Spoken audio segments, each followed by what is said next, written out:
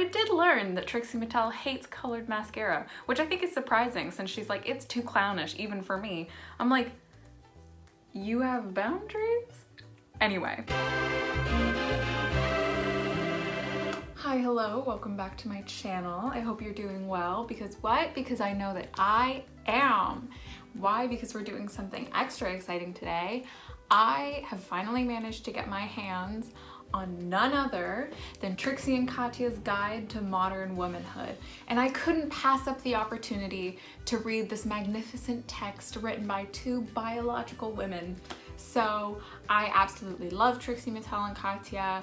I've been a hardcore stan of Drag Race since I was in high school. I actually started by watching the season that Trixie and Katya were originally on and totally fell in love with them. Then I've watched all of the All-Stars as well. Like, absolutely love Trixie. Katya should have won All-Stars too. Fight me on it. Even outside of the Drag Race cinematic universe, their show is so amazing and such a great place of solace on the internet. So I absolutely love these two. And I can't believe it's taken me this long to read their book, but hopefully I will emerge rebirthed as a better woman. So looking forward to getting started, and I'll keep you guys updated, but this is gonna be really, really fun.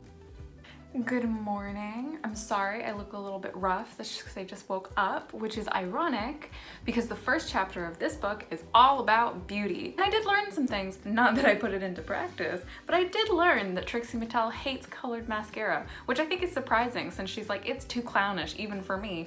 I'm like, you have boundaries? Anyway, I'm listening to the audiobook and I'm absolutely loving it because the performance is so good. The jokes that they're telling are so quintessentially them and the delivery is on point. And definitely if I'd just been reading the text, it would have been hard for me to get all of the intonation and all of the jokes exactly right. But the performance is so good. I mean, the performance is so good mostly on one end. And it comes as no surprise that's Trixie. She went to college for musical theater. She knows how to read some lines. And so she's killing it. She's smashing it. She's an icon, obviously. And then Katya's struggling a little bit, and it kind of feels like this is one of the most serious things she's ever done in her life. The delivery just feels a little bit choked and rehearsed. It feels really sterile. I wonder if she's sitting in that recording booth having flashbacks to Drag Race, being directed by Michelle Visage and being told that she's not good enough. Because I'm like, that's a traumatic experience. Some of the chapters are structured as conversations. It's really fun because it reminds me of because like they're kind of just talking and Trixie makes it sound really natural and they're just having a lot of fun. I do miss the absolutely fake stories that Katya would tell. There's a definite level of absurdity that's missing because this is structured as advice. And then you'd think she'd be more enthusiastic when she's having these conversation bits because she can finally talk without Trixie interrupting her. So you'd think that this would be her big break, but she's still just feeling a little bit awkward.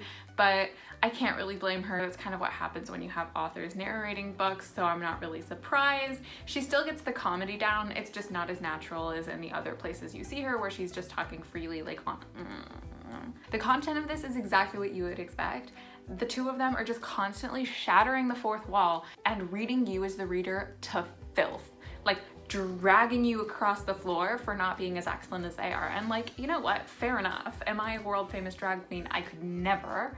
But like, they really go in. It's hysterical and it's so fun. So I'm definitely enjoying myself thus far. Am I learning that much?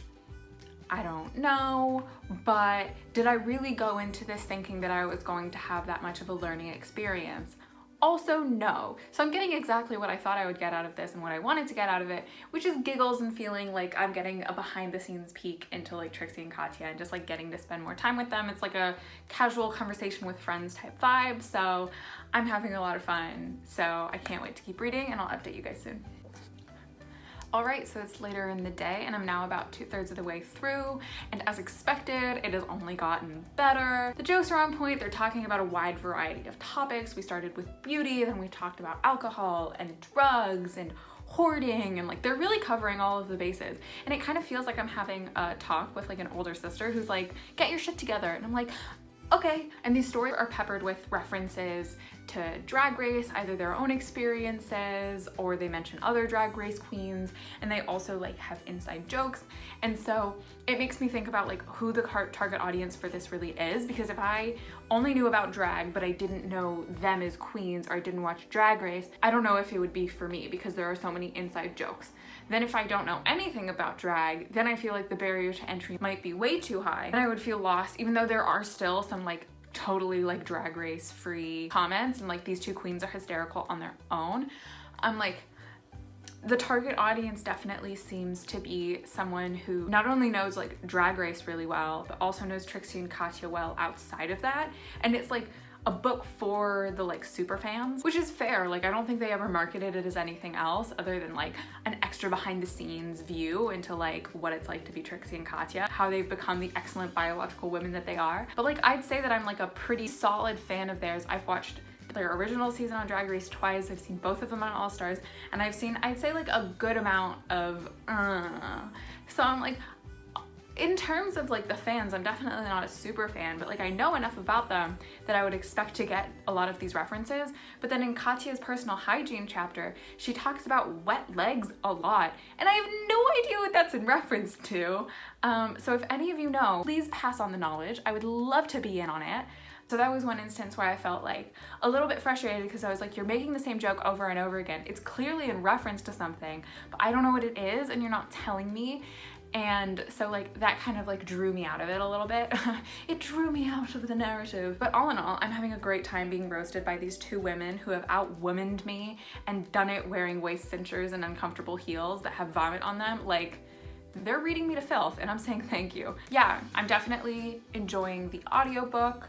I also ended up getting the ebook just so that I could scroll through it because there's a lot of really gorgeous pictures. Like Trixie and Katya are gorgeous and the photo shoots that they had are like aspirational. So I recommend like ideally getting both, and it's easy for me because both of them were at my local library and so I was able to check them out, which is awesome. I think it's so cool that my local library has these and is supporting drag queens. Not that my local library buying these is like really doing anything to support Katya and Trixie because they're both loaded, as they've repeatedly told me in this book. But it's just nice to see my local library supporting them. It's a little drop in the pot, but like I thought that that was really cool that they even had it in the first place. Yeah, having an amazing time, and hopefully I'll finish it later today and then I'll give you my final thoughts. Hello, we've made it to the end of this reading vlog, or whatever you want to call it. I guess I listened to a 3-hour-long audiobook. So the fact that it took me multiple days to get through this is kind of painful. Like considering I even took time to like sit down and read it. So it's been a tough week, but this book definitely helped me get through it. It was funny and lighthearted and I really enjoyed reading it. However, when I think about other people reading this book, there are a couple of things that go through my mind.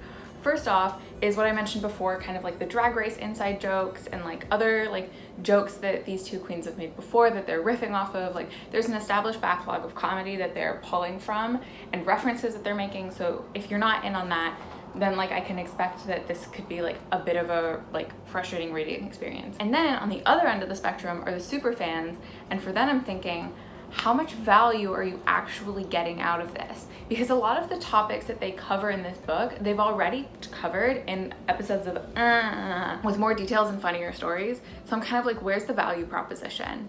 Because if you want to learn about like Katya's struggle with personal hygiene, there's a 15-minute video of her making a fool of herself. Like, go there. Because if you're reading it as like a physical book, I can imagine that a lot of the jokes just like don't land because they're not comedy writers for print. Like they're not Amy Poehler or Tina Fey. Like this isn't their like profession. Their profession is performing. And so like the written book kind of like falls flat on that end. And then the audiobook, like for Katya at least, it sounds really scripted. So then my instinct is to go, well, their unscripted content or the stuff that's less scripted, includes ad-libs, like that's way better. So like, who is this really for? And my answer then becomes someone that wants like a pretty coffee table book. Because that's really what this is. You want the like magenta book on your shelf. You want to like support them. It's like a merch item almost. There's all of the beautiful pictures inside. Like that's the real value proposition. It's not the content inside. I hate to say it because I love them and I think they're hysterical. And obviously I enjoyed listening to this, but it took me multiple days because it's so much easier for me to watch 3 hours of their YouTube show as opposed to listen to 3 hours of their book. And I think that's just kind of like a testament to like where they feel most comfortable and where they excel. So On the whole, do I recommend this? Yes. If you're already a fan and you go in with expectations that this isn't the next great comedy book, it's kind of just if you love Trixie and Katya. And considering I'm jumping on the bandwagon of this book a year late, I feel like the people for whom that rings true have already purchased this. So, in conclusion, I love Trixie, I love Katya, I love the content they make. Anything they make I will eat up. However, I advise others to do so with caution, but they're still my biological moms. I love these women so much and I love everything that they do. So thank you so much for joining me. As always, it was a pleasure. If you liked this video, please like and subscribe. It really helps the channel out, and I'll see you guys next time.